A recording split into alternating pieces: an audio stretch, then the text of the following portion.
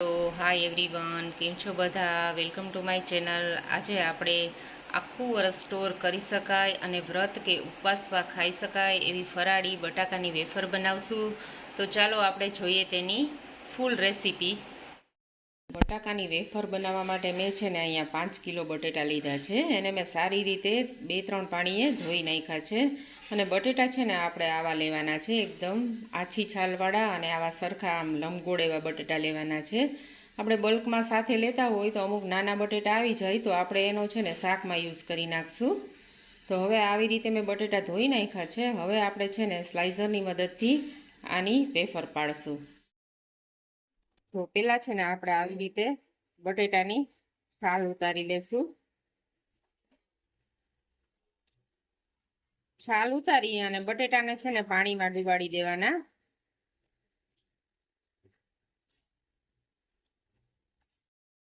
તો મેં અહીંયા છે ને બટેટાની છાલ ઉતારી અને પાણીમાં રાખી દીધા છે બટેટા. હવે છે ને આપણે સ્લાઇસરની મદદથી વેફરને પાડશું. તો મેં અહીંયા છે ને બટેટાની છાલ ઉતારી અને પાણીમાં રાખી દીધા છે બટેટા. હવે છે ને આપણે સ્લાઇસરની મદદથી વેફરને પાડશું. તો આવી રીતે આપણે હું પ્લેન વેફર પાડું છું. આવી રીતે સ્લાઇસરની મદદથી આપણે વેફરને પાડી લેશું.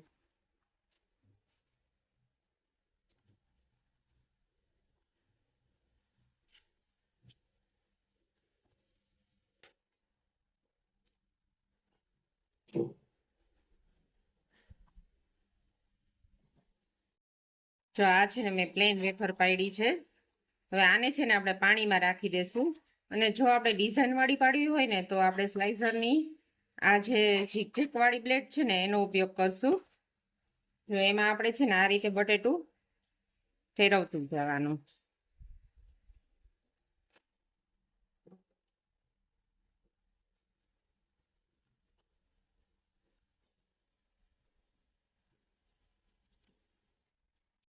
જો આ ડિઝાઇનવાળી મસ્ત પડી ગઈ છે આપણી વેફર, અને આ પ્લેન પડી છે. હવે છે ને આપણે આ વેફરને પાણીમાં ડુબાડી દેવાની, નહીતર આપણી વેફર છે ને લાલ થઈ જશે. પાડતું જવાનું અને પાણીમાં એને રાખતું જવાનું. અને વેફરમાં જે બટેટું ઘસી નાખીએ પછી જે આવા વધે છે ને એમાં બહુ નાની વેફર પડે છે અને હાથમાં પણ લાગી જાય છે. એટલે આનો આપણે છે ને શાક બનાવવામાં યુઝ કરી નાખશું. હવે છે ને આપણે આને પાણીમાં ડુબાડી દેશું આ વેફરને. જો મેં અહીંયા છે ને પાણીનો ટોપ ભરેલો છે, એમાં મેં આ વેફર રાખી દીધી છે. પહેલા આપણે બધી વેફર પાડી લેશું અને આવી રીતે પાણીમાં રાખી દેશું. પછી આપણે એને બાફી અને સૂકવશું. જો વેફર છે ને બધી વોશ થઈ ગઈ છે. અહીંયા છે ને આપણે 4-5 પાણી બદલાવી અને વેફરને છે ને વોશ કરી નાખવાની. મેં અહીંયા વોશ કરી લીધી છે. આ પાણી જો એકદમ ક્લીન થઈ ગયું છે. પહેલાં પાણી છે ને એકદમ ડોળું લાગતું હતું. હવે છે ને આપણે આને બાફવાની છે. જો અહીંયા છે ને બાફવા માટે મેં છે ને એક તપેલામાં, સ્ટીલના તપેલામાં પાણી ઉકળવા મૂક્યું છે. હવે આમાં છે ને આપણે જરૂર મુજબનું મીઠું એડ કરશું. મીઠું આપણે સ્વાદ અનુસાર નાખવાનું છે અને પાણીને ઉકળવા દેવાનું છે. પાણી ઉકળે ને એટલે આપણે છે ને એમાં વેફર એડ કરી દઈશું. જો આપણું પાણી છે ને ઉકળી ગયું છે. હવે છે ને આપણે આ વેફર છે ને એમાં એડ કરી દઈશું. વેફર એડ કરી અને થોડીક વાર માટે છે ને આપણે ઢાંકી દઈશું. આપણી વેફર બફાઈ ગઈ છે. હવે છે ને આપણે એને એક ભાતિયું અથવા તો આવું રીતેનું કાણાવાળું વાસણ હોય ને એમાં આપણે કાઢી લેવાની, એટલે પાણી બધું નીતરી જાય.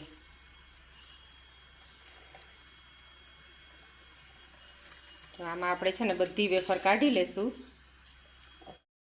આપણે વેફર કાઢી લીધી છે. એક ઘણવો વેફરનો કાઢી લીધો છે. હવે આ ઉકળતા પાણીમાં જ આપણે બીજી વેફર એડ કરી દઈશું. આવી રીતે આપણે બધી વેફર બાફી લેશું. અને બાફતું જવાનું અને સૂકવતું જવાનું. જો હવે આટલી વેફર છે ને એને આપણે સૂકવી દેશું. છે ને પ્લાસ્ટિક પાથરી દીધું છે અને આમાં આવી રીતે એક એક વેફર આપણે સૂકવી દેવાની છે. અને આ વેફર છે ને આપણે 12 કલાક સુધી પંખા નીચે છાયામાં જ સૂકવવાની છે. ડાયરેક્ટ તડકે નથી સૂકવવાની. ડાયરેક્ટ તડકે સૂકવશું ને તો વેફર છે ને કાળી થઈ જશે. એટલે આવી રીતે આપણે 12 કલાક એને પંખે રાખશું અને પછી વેફર સુકાઈ જાય પછી આપણે એને 2 થી 3 કલાક તડકે તપાવી લેશું. એટલે આપણી વેફર છે ને એકદમ વ્હાઈટ થશે.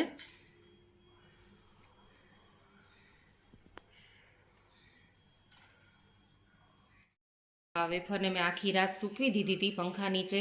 જો હવે વેફર છે ને જો આ રીતે સુકાઈ ગઈ છે, એનું મોઇશ્ચર બધું નીકળી ગયું છે. હવે છે ને આ બધી વેફરને ભેગી કરી અને આપણે છે ને આને 4 થી 5 કલાક માટે તડકો દઈ દઈશું. જો મેં છે ને અહીંયા વેફરને 3 થી 4 કલાક સુધી તડકો દઈ દીધો છે. આપણી વેફર છે ને એકદમ સુકાઈ ગઈ છે. આખું વરસ સ્ટોર કરી શકાય ને એવી આપણી વેફર હવે સુકાઈને તૈયાર થઈ ગઈ છે. હવે છે ને આપણે આને તળી શકીએ. તો ફ્રેન્ડ્સ, આમાંથી મેં છે ને થોડી વેફરને તળી લીધી છે. એકદમ સરસ વ્હાઈટ અને ક્રિસ્પી બની છે આપણી વેફર. જો મારી રેસીપી તમને સારી લાગી હોય તો તમે પણ આ સિઝનમાં આ રીતે વેફર બનાવજો, બહુ સરસ બનશે. અને મારી ચેનલને લાઇક કરજો અને સબસ્ક્રાઈબ કરજો. ફરી પાછી આપણે અવનવી રેસીપીઓ સાથે મળશું. Thank you for watching.